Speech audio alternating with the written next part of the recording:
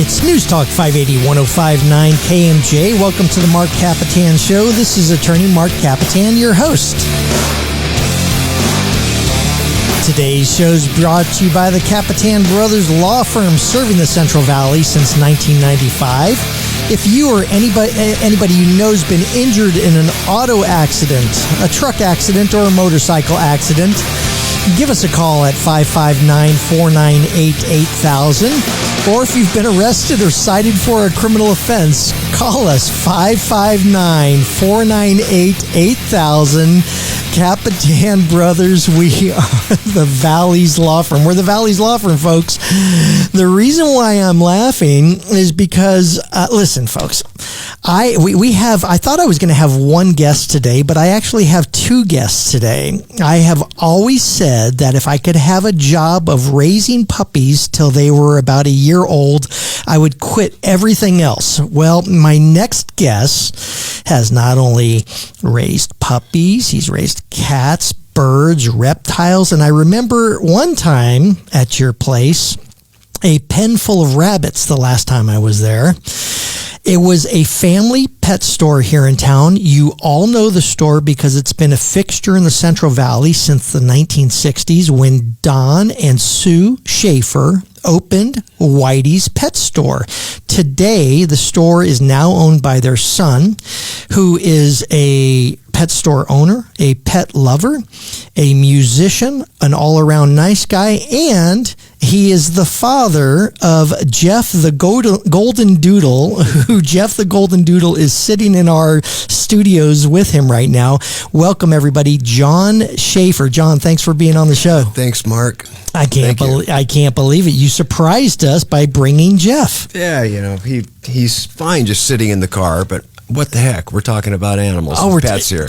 Well, at first I thought, well, the station's never going to allow it, but we called up the station manager and said, we have a guest who owns a pet store, so obviously he could bring his dog in, right? And they said, yes, absolutely. Yeah, I love it, man. That is a beautiful dog. He is what now? Golden Doodle. Golden Doodle, Jeff. He's 3 years old. And where did you find him? Up in Corscold, Yosemite Lakes Park. Yeah, close by.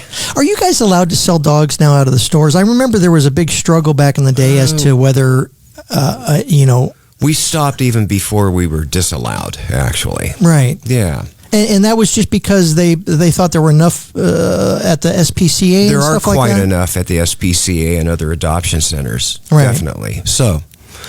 Yeah. What's a dog? And I don't hope you don't mind me asking. It's a beautiful dog. I know they're hypoallergenic. They don't shed. What's a dog like that cost these days? Oh, $500 to a few thousand, perhaps. Oh. Yeah, but 500 is, for a dog like this, I mean, you got to see, folks, how and you could check it out on Kapetan Brothers Facebook in about a week. You got to see how beautiful and how calm and polite this dog is. It's beautiful. So, all right, regarding you guys and your family, Dana Bentley, who's a drummer here in town, owns Bentley's Drum Shop, and I see that you have his shirt on right now. He says, I know a great guy for you to have on the show. He's a great drummer. His family owns Whitie's Pet Shop. And I was like, oh, my God, you got to be kidding me. And I've known about you all these years, but we've never really talked. Who was Whitie? Whitie was the man that founded the store, actually in 1943. Oh, in 43, but he's not related to you? Not related. His name was Lori Whiting, Whiting. Right. So, he grew up as Whitie. My parents bought the store in 1963, and having a firm that's 20 years old, with the name in the town already, we just ran with it. Right. And so you guys weren't from this town, though, right? No, we came up from Palmdale, California. Oh. Antelope Valley, a town of 10,000 people at the time. At the time. Well, yeah, at the time, right? Yeah. Now it's huge, right? Yeah, my parents came from the Midwest after the war. They'd gotten married and bought a little home in Reseda, where my dad was a cabinet maker. And, where in the Midwest? Nebraska, Kansas, Oklahoma. And moved out to California. Like many did. Yeah, exactly. I got lucky. I was born here in California. Born down in Palmdale, though, right? I'm assuming. Yeah, right? Lancaster. Yeah. So, the next town over had a hospital. So how do they get? I mean, he's a cabinet maker, and how do you make a jump to a pet shop? Well, my dad was entrepreneurial and did a lot of things. You know, he was a cabinet maker, and he bought a chicken ranch in Palmdale. They were living in L.A., San Fernando Valley, and he was just looking for another venture, and he thought a chicken ranch sounded like a pretty good idea in Palmdale. So they bought the chicken ranch, and he did that about 5 years. And about 5 years into doing that, he became interested in barbering. From raising chickens, he wanted to be a barber. From raising chickens and cutting his brother's hair one time. Oh, really? Hey, I'm pretty good at this. So he took a course down in Pasadena. Yeah. And started barbering along with raising chickens. And eventually sold the chicken ranch and owned 2 barbershops before he sold those and some other property, and we moved to Fresno to become pet store owners. Were you old enough to live on the chicken ranch? Yeah. I was born there. You were born on the chicken ranch? Not on the ranch. But you were hatched there, basically. Yeah. There was a young kid. We lived in Fallbrook, California way back in the day, and there was a young kid whose family had a pig ranch. Mm-hmm. And that bus used to have to, the bus that took us to school used to have to stop at that pig ranch.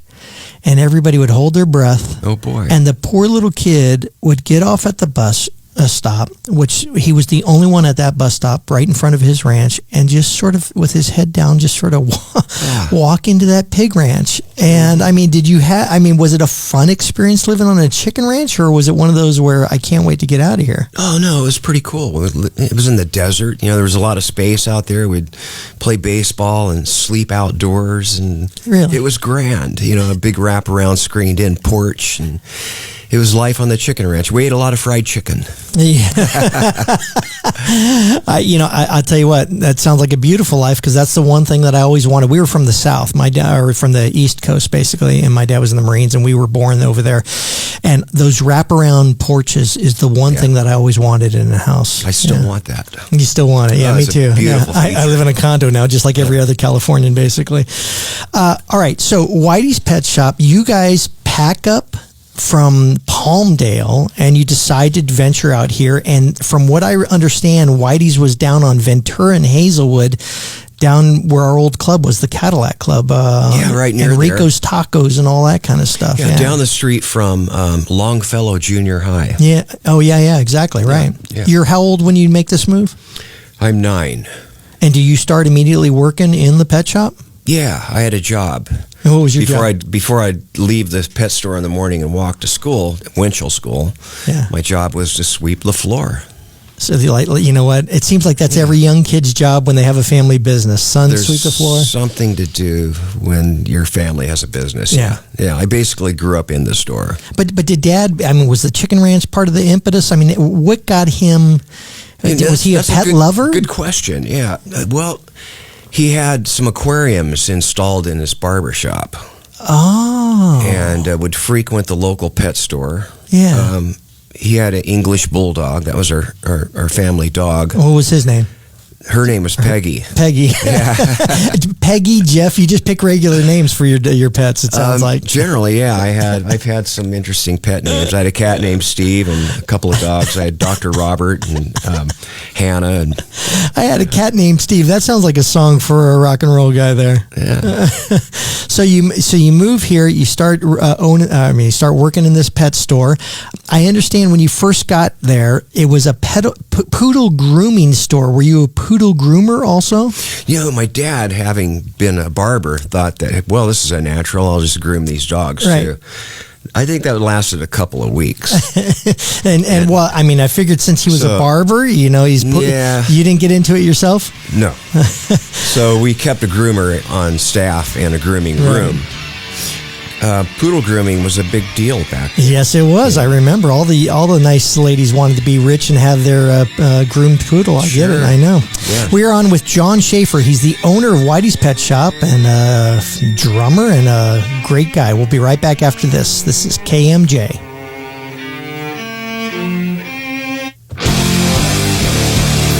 It's News Talk 580-1059 KMJ. Welcome back to the Marc Kapetan Show. Folks, like I like to do, I'm going to pot this music down here for a bit. You know, we really don't advertise. Kapetan Brothers Law Firm really doesn't advertise. Our business relies purely on word of mouth and people like friends like you out there in the KMJ audience.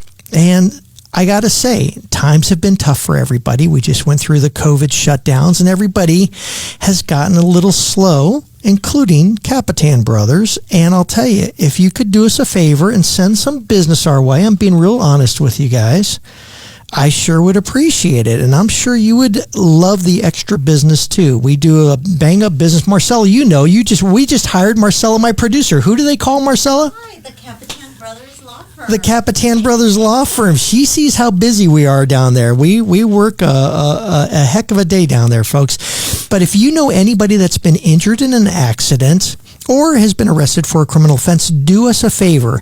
Give them our phone number. If they've been contacted by one of those LA firms, those, as we call them, I've taught you guys, cappers, those guys who try to steal the Fresno local clients from our Valley attorneys, tell them to call their local Valley attorney, whether it's us or anybody else.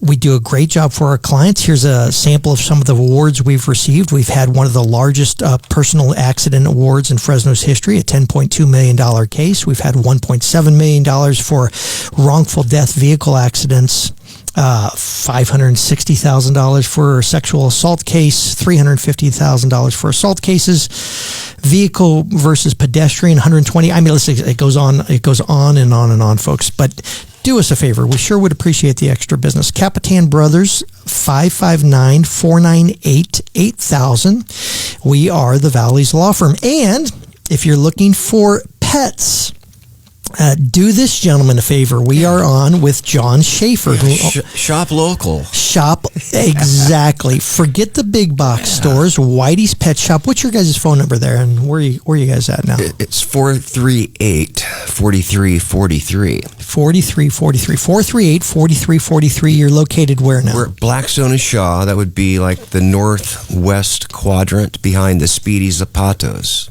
Yeah, that's right. Behind the Speedy Sabatas. Was that? Oh, wait a minute. Was that Arthur's? The old Arthur's Toys. Oh my gosh! My mom used to take me to Arthur's Toys back in the day. Great store. Yeah. I forgot about that. That's right. I think we were a suitable replacement, really. Absolutely. Well, I'll tell you what, another fixture, as we say in commerce here in Fresno. Yeah. You guys made a few moves. I understand that one of the places you guys were at may have been the Ampersands across from Fresno High. Is that right? No, that's not right. That's what I thought. No. Thank you. Thanks a lot, Ray Appleton, for giving me that tip. No. Where was it before you guys were on Shaw? Well, you know, we were at Ventura and Hazelwood. Yeah. We kept that for 5 years, and we moved about 6 blocks east to a former Sprouts Reist building. That's what I heard, yeah. In fact, it has a twin. The building has a twin over in the Tower District. Which one? I think the one that the Voice Shop occupies currently. Oh, yeah. It's very similar. Same builder. Debbie Rude down there at the Voice Shop, yeah. Another business that you got to support. You need voice lessons. Debbie Rude down at the Voice Shop. Okay, now, one of the things that I found interesting in researching Whitie's Pet Shop is your family did all the building when you guys built out all of these stores, right? We did. And you guys had something, and you clued me in on it when you said your dad had aquariums and stuff like that, and it was a cabinet maker, is you guys had a concept of the complete pet store where there were displays and these beautiful aquariums and all that kind of stuff, right? Well, as a matter of fact, when we bought the store from Mr. Whiting, the byline on the business card was the complete pet shop. Oh, and we just kind of, that was a concept. You know, but it was normally just dogs and animals just in cages or whatever, and there wasn't displays. You guys actually did displays and all that kind of stuff. I know there's TV shows on aquariums these days, but with your dad being a cabinet maker, you guys were doing it very early on, right? Yeah, we did some very nice things, aesthetic setups in the store. We had a central koi pond. Yeah. And we took pride in our merchandising and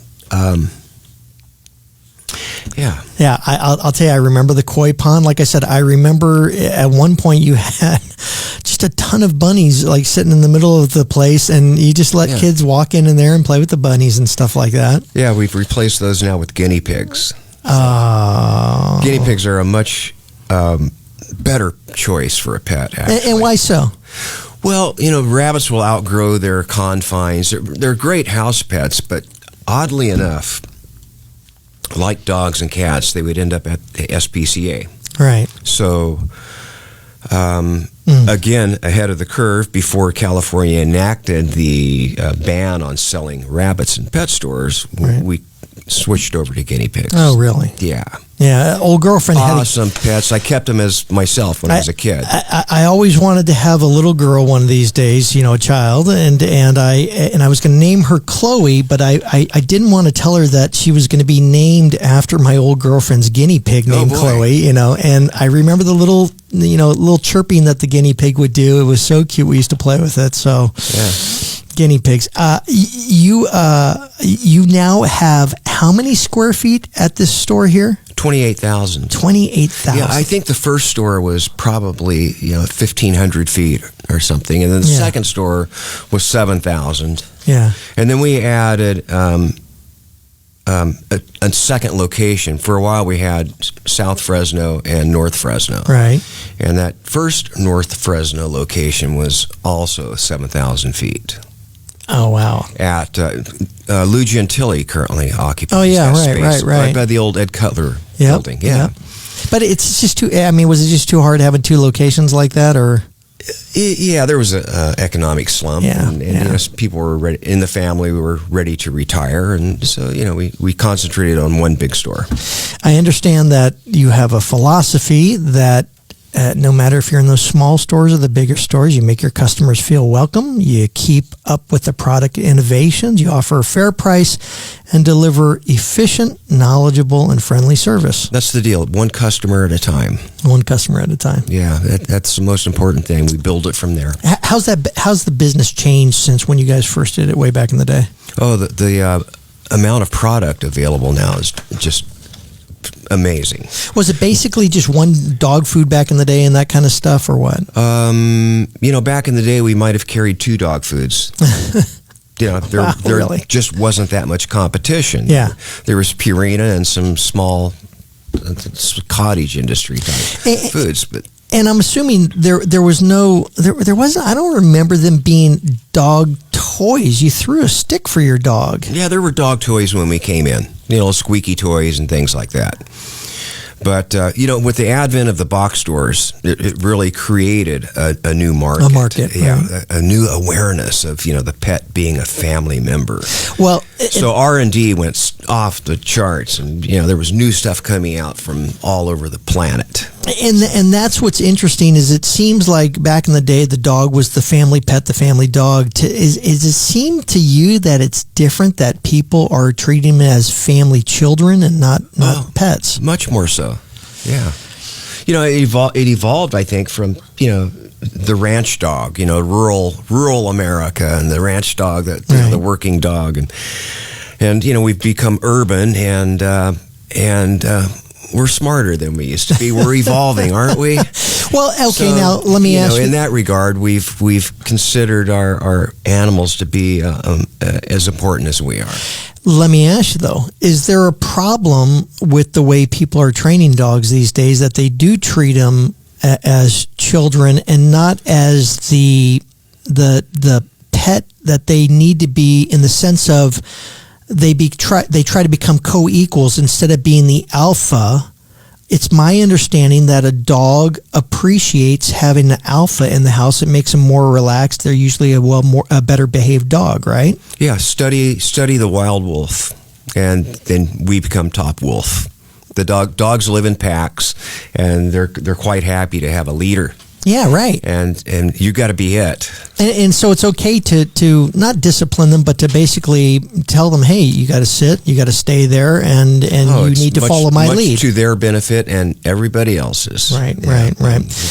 We will be right back with John Shafer. He's the owner of Whitie's Pet Shop. You got to go down there, folks. Whitie's Pet Shop. Get your favorite pet down there. We'll be right back after this. This is the Marc Kapetan Show on KMJ.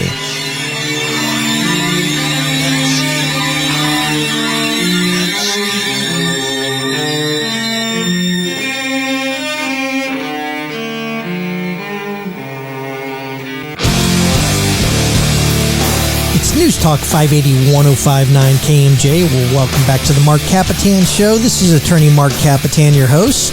Folks, you know the drill. If you have been arrested or cited for a criminal offense, I know it's a scary time. Give us a call, Kapetan Brothers. We're there to ease your concerns and help you out. 559-498-8000. Or if you've been in an accident, an auto accident, a truck accident, a motorcycle accident, a dog bite accident, right? Because someone hasn't trained their dog properly. We've actually had that, John. Of course. Yeah, absolutely. Give us a call, 559-498-8000. Kapetan Brothers, we are the Valley's law firm. Hey, John, I was joking around, but that's actually a concern. A lot of people don't train their dogs and they get loose, and we've had several dog bite cases in the past. Do you think, let me ask you this first. Are you purely a dog guy, or do you have other type of animals at your own personal house? I know you have this store, but I love all types of animals, but I do only have one pet. Right, just Jeff. Jeff, who's in our studios with. Where is Jeff, by the way? Where'd he go? Oh, he's conked. Oh, he's laying down. He's conked out. He's tired of hearing my voice. Jeff, the golden doodle, is bored with the show, folks. Hopefully, you're not. But yeah, I mean, do you think that every pet owner, just like a person who gets his license, has to go to class? You think every pet owner should have training for their dog, and they should be trained themselves too? Well, I don't think it should be mandatory or law or anything, but they should certainly be aware of the benefit of training a dog properly. A proper, obedient dog is a good citizen, so to speak. It's healthier for the dog himself, right? And Right. I mean, in the sense, the obedient dog is a safer dog for the people around him, but also for himself. They won't go running out in the streets and things of that nature, right? Well, you hope they don't. Yeah. But they're dogs. Yeah.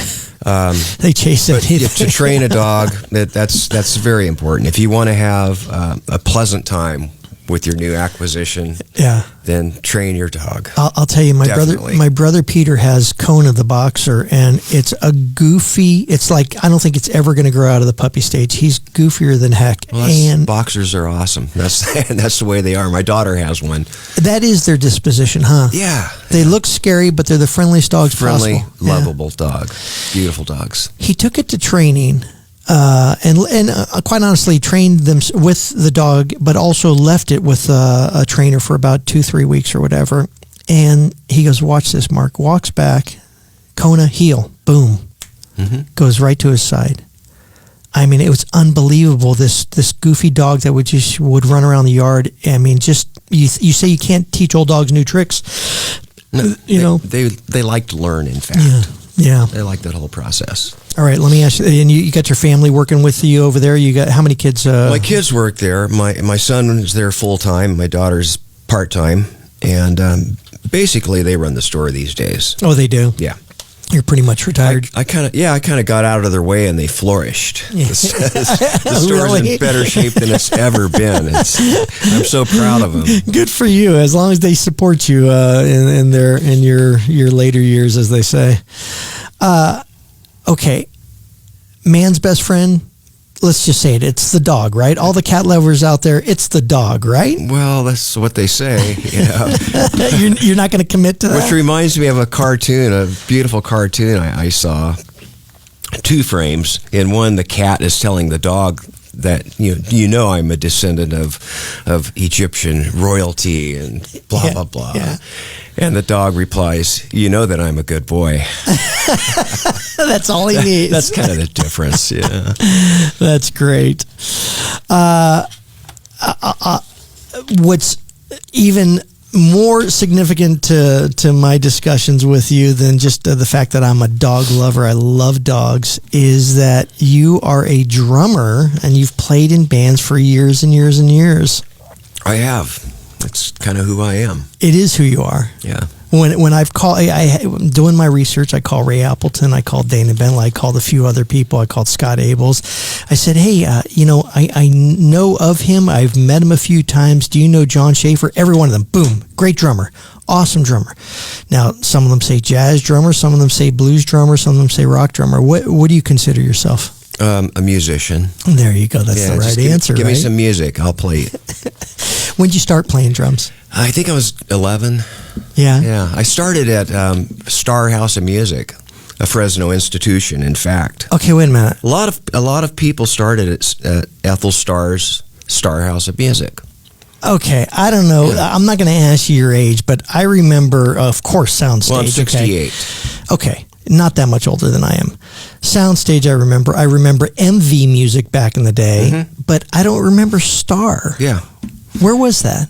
Ventura and Orange. Oh, wow. Yeah. And it was a music shop or just they gave lessons? It was a music shop, and they gave lessons, and they took their students and formed bands within the studio. Okay, and you said it was owned by an Ethel Starr? Ethel Starr, yeah. She played steel guitar, pedal steel, and all kinds of other instruments. Really? Yeah. I mean, she wouldn't happen to be around any longer, would she? No, she's not. But she, from her studio came some pretty good names. Terry Christopherson played steel guitar with Buck Owens for years. Absolutely. Bruce Conti. Oh, yeah, beautiful. There's guitar some player other for names. Tower of Power, yeah. You're kidding me. I didn't know that. Yeah. A lot of people started there. What's beautiful about the concept that you just mentioned, and kudos and memory to Ethel Starr, is my nephew decided he wanted to play guitar. And he would go in and he would practice with a guy or so like that, or he'd be playing by himself, et cetera, et cetera. And I always said, and I took lessons from Steve Tracy, famous guitar teacher here in town. And everybody asked me when I started playing guitar, and I would say about 11, 12 years old. But when I really started playing guitar was about 17 when I joined a band, because it seems like you really don't start getting it until you join the band, right? Yeah. But I had the opportunity to be in bands right away. So, and it wasn't necessarily rock and roll. So I was exposed to traditional jazz and Latin music. Oh, really? And just the American songbook and rock and roll. Always drums, though, right? Any other instruments? Always drums. I've messed with other things, but the drums just feel like a good old worn-in T-shirt. Comfortable. I've never heard that one. You got to be the most laid-back drummer I've ever met, too. With no words. I like to think that I play that way, in fact. Well, and that's funny, because that's one of the questions I had, and not having sat down with you for any significant time is now I sort of see the answer, because many of the guys said great blues drummer, and the question was, what makes a great blues drummer? What makes a great drummer is being sympathetic to a style. Okay. I think, first of all. And what about as far as, and I guess what I'm getting at is the laid backness you have. I mean, you got to have meter, you got to have timing, etc. But there's something about the blues where you're a great blues drummer because you have that smoothness, you have that laid back feel, right? Yeah, I think that would apply to any style of music. Yeah, smooth, a sense of dance, maybe. Right. People sometimes. When you play drums, people will ask you, how do you do that? How do you get all four things going at once? That's people are can't wrap their head around that. But I liken it. It's just the same as dancing. I always say I guess it's like dancing. You coordinate these limbs, and they're doing this one purpose. Well, I've never thought of it that way. You add a little bit here and a little bit there, and after a while, it can be a bit dazzling. You got 2 feet, you got 2 hands. They got to move in different directions or different ways. All of these, yeah. And I've never thought it in the sense of dancing. You're right. That's but it has to have a feel. And like I said, just talking to you, there's a feel that I don't think a lot of guys have. Yeah. Well, a word we use a lot as far as feeling good in any style of music is a sense of swing. Yeah.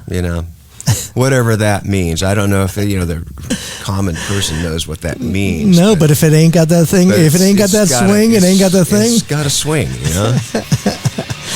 We're going to be right back with John Shafer, the coolest drummer in Fresno and in the Central Valley, right? And the owner of Whitie's Pet Shop. This is the Marc Kapetan Show on KMJ.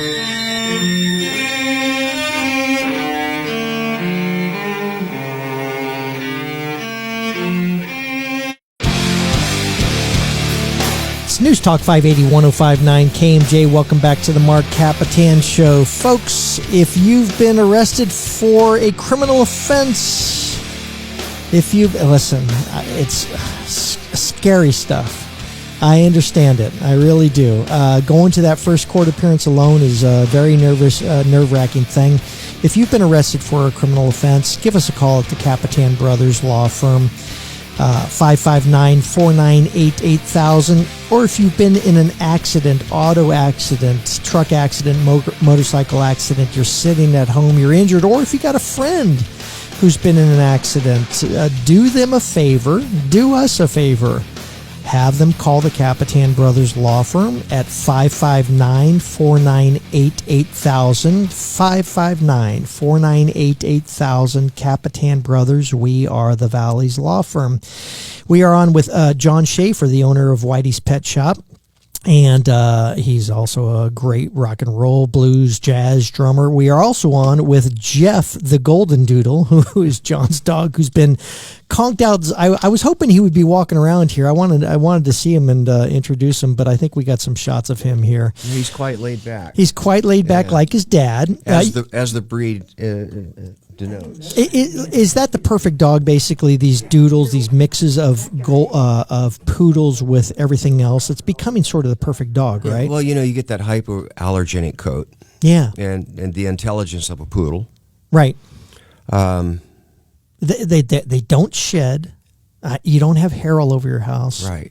And like you said, they are highly, highly intelligent, very obedient dogs. And golden retrievers, certain personality types have been assigned that designation. Your golden retriever people. Yeah. And Jeff is like that. He's got that very laid back, loves people. Yeah, but the golden retrievers, quite frankly, could be a little bit dopey and goofy, right? I mean, the poodle sort of gives them a little bit of work ethic and intelligence that the golden doesn't have. I hate to say that to the golden retriever people out there. If you look up intelligent dog breeds, the golden retriever comes in at number 4. Oh, it does? Okay, so it's probably smarter than I am. Sorry to all those people out there. I'm just a dumb guy. Well, he's still a dog, but yeah. I'm a dumb guy on radio trying to talk. All right, hey, back to the rock and roll thing. Let me ask you this. Yeah. What was the first record you heard? What made you get into music? What was that first spark that you said, "Oh, I got to do this"? I don't know, but I've loved it ever since I can remember. Who was the first band you saw live? Oh, Count Basie. Oh my God! Yeah. Really? Yeah, I think I was 4. But I have this vague memory of it. And do you focus on the drummer? I think I started to. Yeah.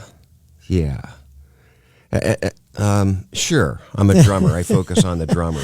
I mean, do you remember that one day that you're watching a band and you go, the drummer, I got to be that guy? No, I wanted to be the sax player, actually. Oh, really? Yeah, the R&B records always featured a sax solo, and I loved it. It was sassy, you know, and they played them in jazz. Yeah.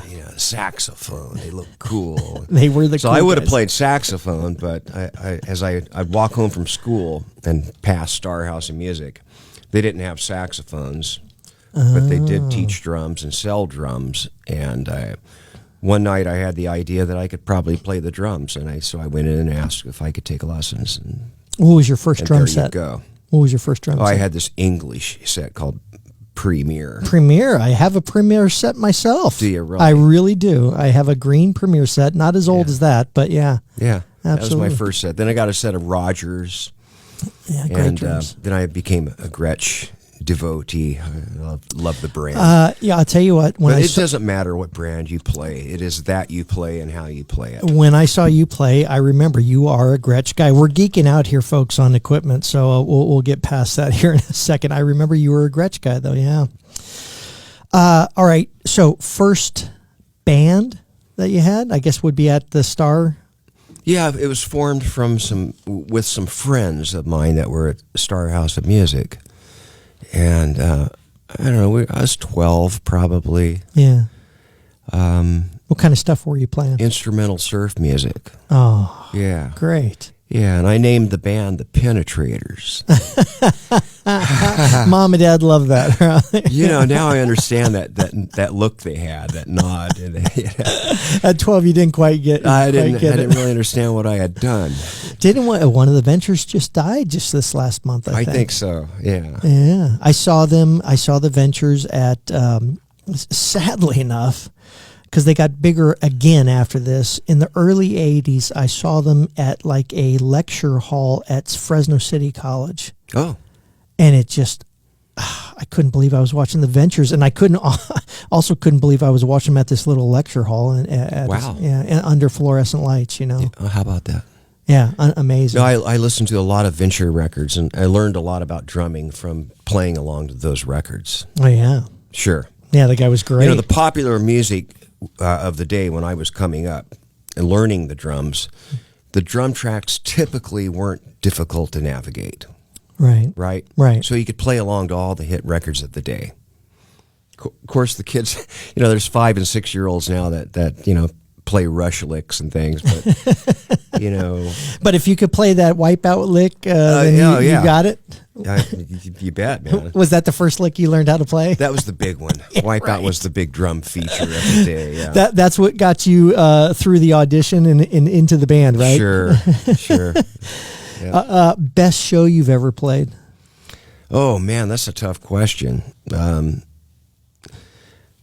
I felt like I've played the best show on many shows. Right. You have a good night. It's like, man, top of my game tonight. The band was on tonight, man. Would it be the wedding of Ray Appleton's? Oh, we did play that wedding. Yeah, a band called the House Rockers. Yeah, that's right. You remember the House Rockers. You guys were huge here in Fresno for years and years. Are you guys still together or no? Yeah, we'd do those 3 nights in a row at the Wild Blue Yonder. Oh. Glenn Delpit. Yeah. Dean MacDonald. Steve Carter played bass. John Sir. John Sir, attorney buddy of ours. Attorney John Sir played keyboards. Yeah. And we had a sax player, Dan Yez. You guys were doing 3 nights at the Wild Blue? We do Thursday, Friday, Saturday. How did you live through that? Live for it.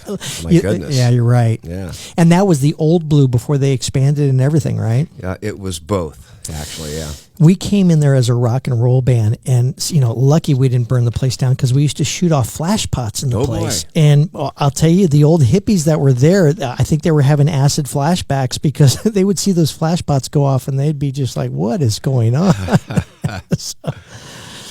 All right. What about the future? What music? At the pet shop you're retiring from, basically? Yeah, I sort of unceremoniously retired. When COVID hit. March 2020. Yeah, I was having a little health issue, and my kids said, stay home. So I stayed home, and like I say, I got out of their way, and they just flourished. They really did a great job. Have done a great job. Wow.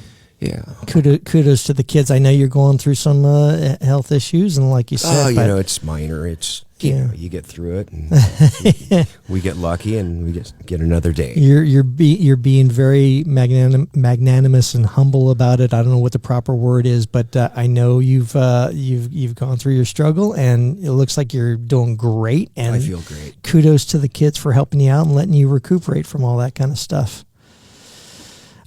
Still playing. I will always play. Yeah. Any gigs coming up? Yeah, Mardi Gras Sunday, this coming Sunday, I'm playing with the Vince Warner Band at, Vince. At the Tower Sequoia. The Tower Sequoia. Sequoia Brewery in the Tower District. And what's the name of that band? Vince Warner Band. The Vince Warner Band? Yeah. He takes all the credit? Is that what it is? Well, he deserves it. He deserves it. He is a great player. Leading a band is no easy feat. Who else is in that band with you guys? Ben Sondheim plays keyboards. Yeah. Richie Blue is going to be playing guitar, and Jeffrey Anderson is playing bass. Oh, that's awesome. Yeah. If you guys aren't doing anything on this Sunday, you said? This Sunday, 1 o'clock. All right. This Sunday at the Sequoia Brewery, the Vince Warner Band featuring the greatest drummer of the Valley, John Shafer, also the owner of Whitie's Pet Shop. John, I'm finally so glad to sit down and talk to you. Nice man. to be here, Mark. Thank you. Likewise. You're welcome. Folks, we'll see you next week on the Marc Kapetan Show. Stay tuned. This is KMJ.